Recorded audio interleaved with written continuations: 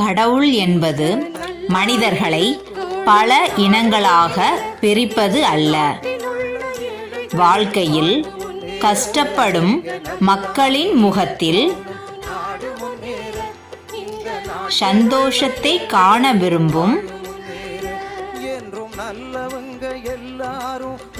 ஒவ்வொரு மனிதரும் கடவுள்தான்.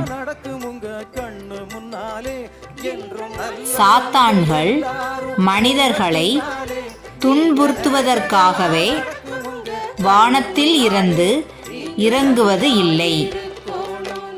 தீய மனிதர்கள்தான் சாத்தான்களாக வாழ்ந்து கொண்டிருக்கிறார்கள்.